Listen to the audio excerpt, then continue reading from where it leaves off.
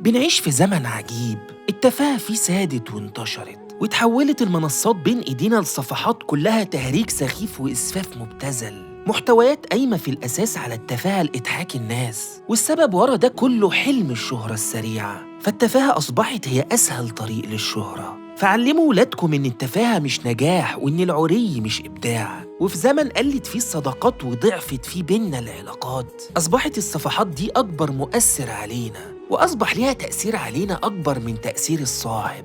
سيادة التفاهة أمر مقلق، فالموضوع ما بيقفش عند الضحكة وبس، لكن يعرف إن قلبك بيتأثر بكل اللي بيسمعه ويشوفه، واللي بعد فترة من متابعة الصفحات دي بتتحول من غير ما تشعر لشخص تاني. خد الموضوع بجد، فسيادة التفاهة مشكلة كبيرة، واللي بيكون ليها أثرها الواضح على أولادنا وعلى المجتمع كله، لأنها بتطلع لينا جيل ضعيف وهش وما يعرفش معنى المسؤولية، جيل اتعود إن القضايا ما بتوصلوش إلا بالأسلوب المختصر التافه.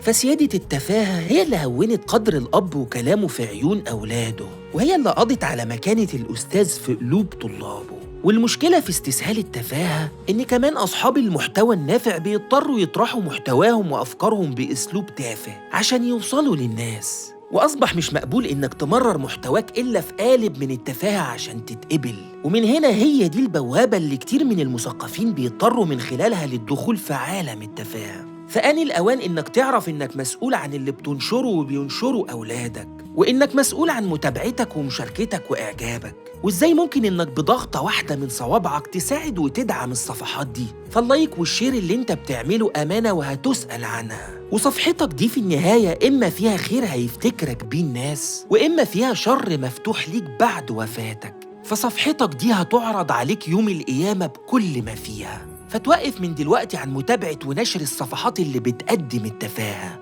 وتوقف عن جعل الحمقى مشاهير.